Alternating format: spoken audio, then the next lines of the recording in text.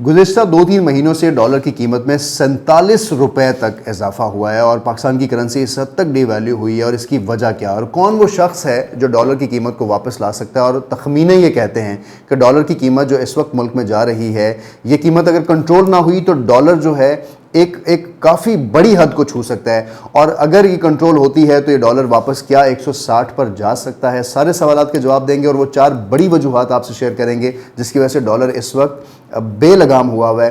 ابھی تک اگر آپ نے میرے چینل کو سبسکرائب نہیں کیا ہے تو آپ نے اس کو سبسکرائب کرنا ہے اور لائک کا بٹن ضرور دبانا ہے اور بیل آئیکن اس لیے دبانا ہے تاکہ آپ کو بار بار اس کا ریمائنڈر ملتا رہے. السلام علیکم ناظرین، احمد رانا ویوز میں خوش آمدید. اس دعا اور امید کے ساتھ کہ آپ جہاں بھی ہوں بالکل خیر و عافیت کے ساتھ ہوں.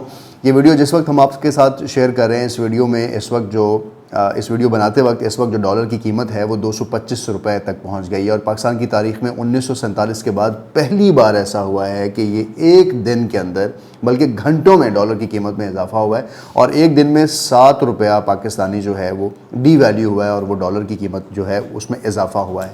ڈالر کی قیمت کا تعلق ہماری معیشت کے ساتھ، ہر شخص کی خریداری کے ساتھ، ہر شخص کے بزنس سٹیکس کے ساتھ، پاکستان کی اکانومی کے ساتھ بہت گہرا اس کا تعلق ہے.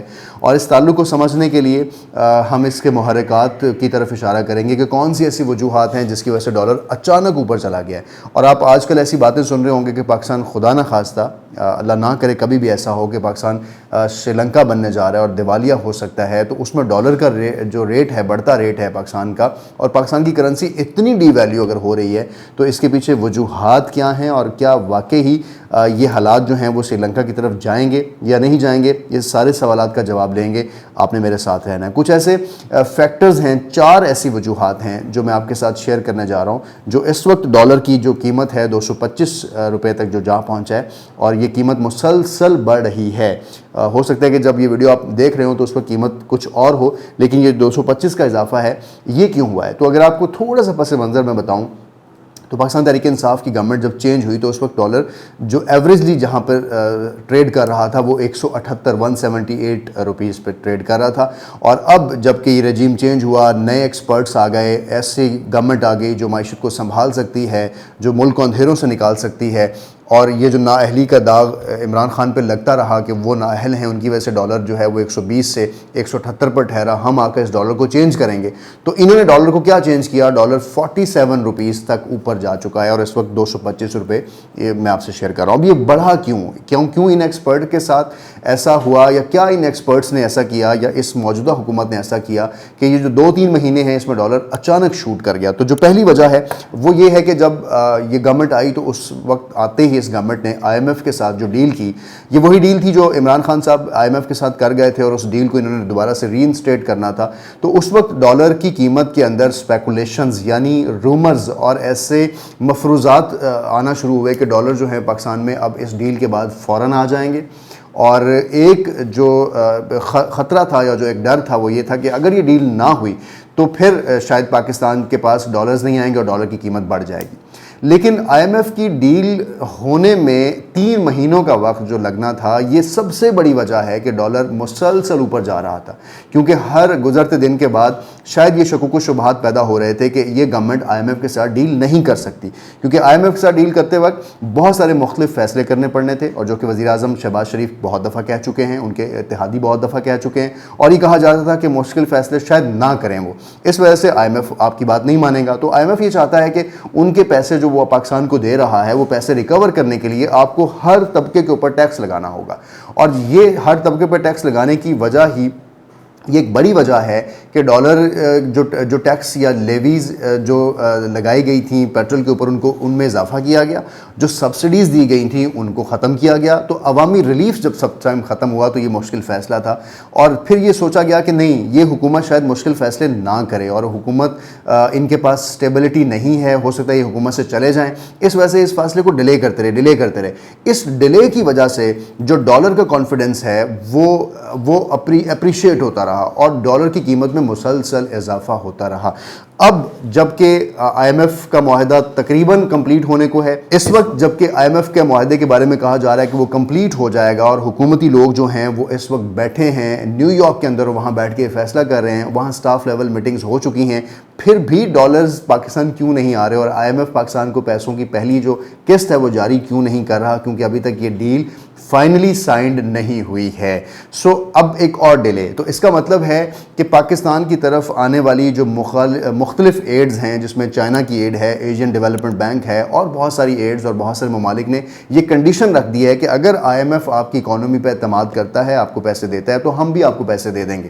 اور یہ وہ تمام اعتماد اور یہ تمام پیسے اسی وجہ سے ڈیلے ہیں کہ آئی ایم ایف آپ کو پیسے نہیں دے رہا اور اس میں مسلسل ڈیلے کیا جا رہا ہے، جس وجہ سے بزنس کمیونٹی اور ہر طرف یہ خدشہ پیدا ہو گیا ہے کہ شاید آئی ایم ایف کی ڈیل میچور نہ ہو، کیونکہ کچھ حالات اور ہیں ایسے جنہوں نے اس چیز کو مزید تذبذب میں ڈال دیا. تو پہلی وجوہات آپ نے جانی کہ اس میں جو متوقع ڈیلے ہے یہ اس کی ایک بڑی وجہ تھی. دوسری، پاکستان کی امپورٹ میں اگر دیکھا جائے تو آپ میں ہر چیز پاکستان ان ممالک میں شامل ہے جو اپنی کھانے پینے کی بھی اشیاء جو ہے وہ باہر کے ممالک سے منگواتا ہے. آئل اور گیس پہ ہمارا انحصار دوسرے ممالک پہ تو ہے ہی. ہر جگہ پہ اگر آپ دیکھیں تو گاڑیاں روڈز پہ چل رہی ہیں، آپ کی ساری مشینری روڈ جو ہے وہ آئل اینڈ گیس پہ چل رہی ہے.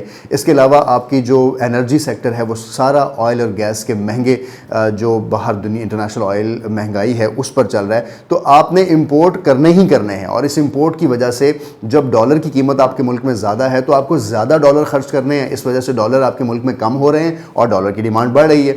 اس کے بعد مجھے بڑے افسوس سے یہ کہنا پڑتا ہے کہ پاکستان وہ ایگریکلچر ملک ہے، کہ ایگریرین اکانومی ہے، جس نے اپنی گندم کو بھی باہر کی دنیا سے منگوایا ہے. یہ ایسا ایگریکلچر ملک ہے جس نے اپنی دالوں کو بھی باہر کے ملک سے منگوایا ہے، اپنی غذائی اجناس کو، اپنے ویجیٹیبل آئل کو.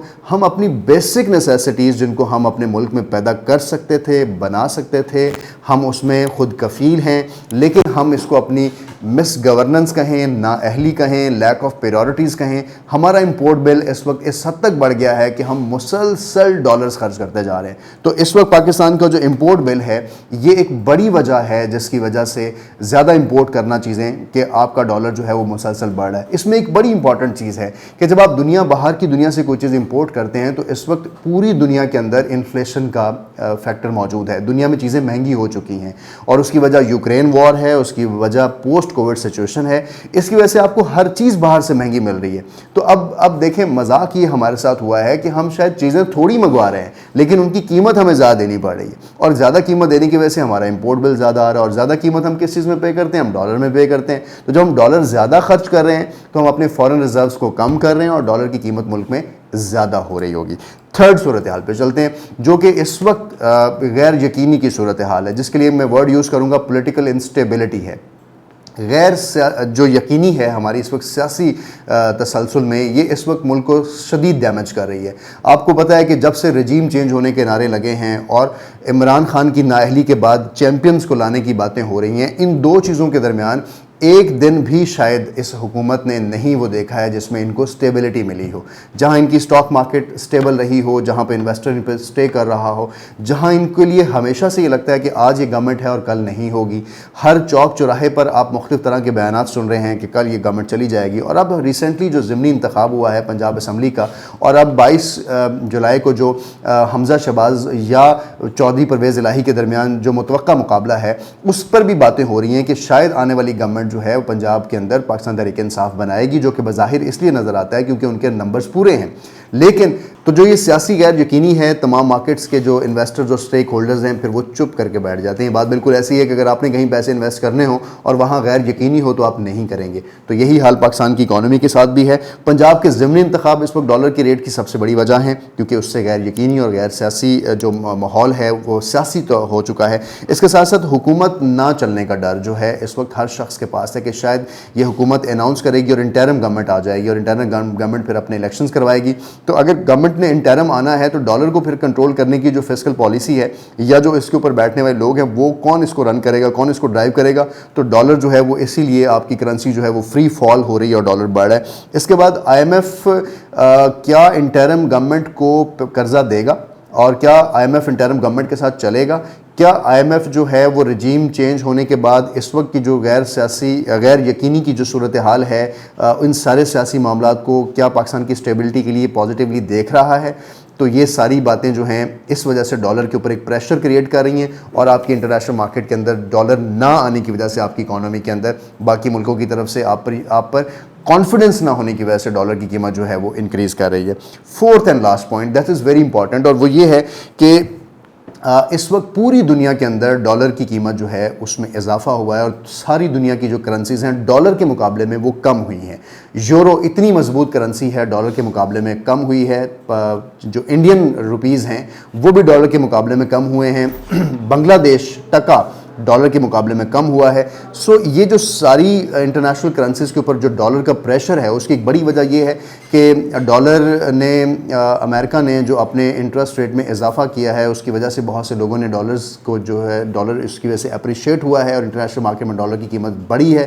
اس ڈالر کی قیمت بڑھنے کی وجہ سے انٹرنیشنل مارکیٹ کے اندر پاکستان کی جیسی جو اکانومیز ہیں جو تھرڈ ورلڈ کنٹریز ہیں ان کے اوپر بھی ڈالر کے ریٹ کا جو ہے وہ امپیکٹ پڑا ہے۔ تو اب یہ سارے جو فیکٹرز میں نے آپ کے سامنے رکھے، اب ایک تخمینے کے مطابق یہ کہا جا رہا ہے کہ تقریباً 30 بلین ڈالر روپیز ایسے ہیں جو اس پورے سال میں پاکستان کو چاہیے ہیں، جس کے اندر آئی ایم ایف کے پیسے آئیں گے، اور اس پیسوں کے بعد ایشین ڈیولپمنٹ بینک کے پیسے آئیں گے۔ ایشین ڈیولپمنٹ بینک کے ساتھ ساتھ چائنیز انویسٹمنٹ آئے گی، سعودی عربیہ انویسٹمنٹ آئے گی، لیکن یہ سب کنڈیشنڈ ہے صرف اس چیز سے کہ پاکستان کے اندر اس وقت سیاسی صورتحال جو ہے وہ اسٹیبلائز ہو جائے۔ یہ کنڈیشنڈ ہے اس چیز سے کہ پاکستان کے اندر ایک سموتھ شفٹ جو ہے وہ اقتدار کی وہ کسی کو منتقل ہو جائے، اور یہ کنڈیشن ہے اس بات سے کہ آئی ایم ایف پاکستان کی اس وقت کی صورتحال پر کانفیڈنس کرے۔ بظاہر تو مجھے یہ چیزیں اتنی آسان نہیں لگتی ہیں، اور نہ ہی یہ دنوں اور گھنٹوں کا معاملہ لگتا ہے۔ بہت بڑے دماغوں کو بیٹھ کر پاکستان کی اکانومی کو اس وقت حوصلے کے ساتھ دیکھنا ہوگا، سیاسی مدبرانہ فیصلے کرنے ہوں گے، اور اپنے ذاتی انٹرسٹ کی جگہ ملک کو بڑے وسیع مفاد میں دیکھنا ہوگا۔ ہماری کوشش تھی کہ اس وقت جو 4 بڑے فیکٹرز ہیں ڈالر کی قیمت بڑھانے میں وہ آپ تک پہنچائے جائیں، اور تاکہ فیصلہ آپ خود کر سکیں۔ دیکھتے رہیں AR Views۔